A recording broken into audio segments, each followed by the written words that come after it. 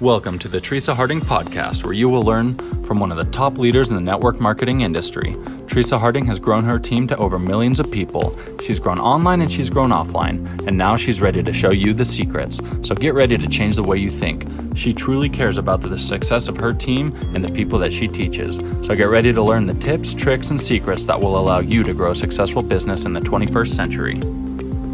I'm Teresa Harding, and this is the Teresa Harding Podcast.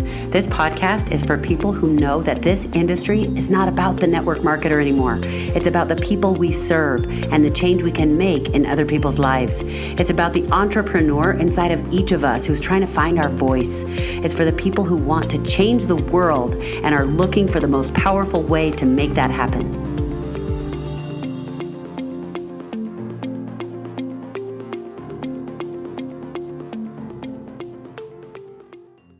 Hi, welcome. I'm Teresa Harding. I'm glad to have you here. Thanks for joining me.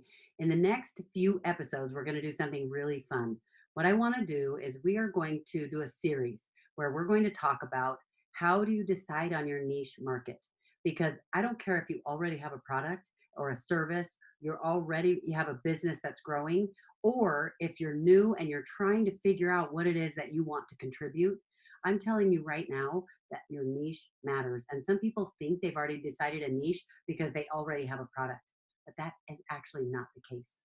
One of the biggest mistakes that people make in business is that they think because I have X product, let's say your product is water, you're selling bottled water, and you think, well, everybody buys water. So my customers are everyone. The minute you do that, your sales are going to go down. You have got to figure out how to find your niche. And of course, people from outside of your niche will end up finding you. But if you don't focus on your niche, you are going to be constantly paycheck to paycheck. It's absolutely the truth. You have got to figure out how to niche down. So for today, what we're going to talk about is how to pick your niche. Even if you already have a product, maybe you haven't thought through it like this. So I want to give you some pointers. There are 4 things that you need to think about because these are niche selection issues. They're things that you really want to think about as you're deciding who your audience is going to be. Number 1, their ability to pay.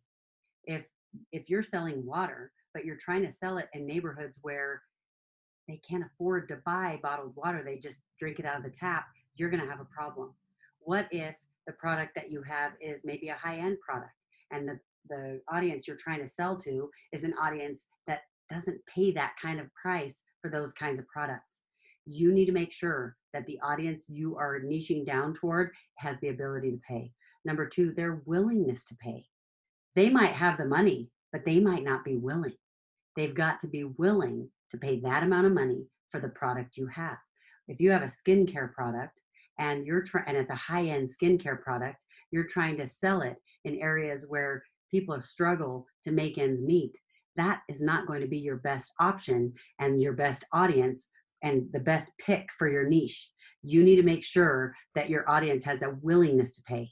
The third thing is you need to make sure that there are enough numbers in that demographic, in that group, to support the income that you are shooting for. If you're trying to make $5,000 a month, or if you're trying to make $100,000 a month, if your audience isn't big enough to support that kind of an income, then that's not the best niche for you. Make sure you pick a niche that will allow for your goals. And number 4 is reachability. Are you able to reach this group where they are found? For example, what if you are selling something that you think would be awesome for the Amish people, but the Amish people aren't on the internet, they don't have access to phones, they're not using the kinds of things that would allow you to market to them in the way that you can. If you live in their area, great, maybe there are things you can do. Maybe you could do mailers. You've got to make sure you can reach your audience with the product that you have and in the way that they desire to be reached. Because if it's something that they don't want or they don't believe in, then you're never going to be able to be successful with the thing that you've chosen. So think about those 4 things as you decide what your niche is. And remember, it doesn't matter if you already have a product or service or you don't. Take those steps, look through those things. Number 1, the ability to pay. Number 2, the willingness to pay. Number 3, enough numbers to support the income that you're shooting for. And number 4, reachability. check those out, do your homework. It doesn't take that long to really figure that out. And then come join me in the next episode. We're going to talk about how you can tell if the niche is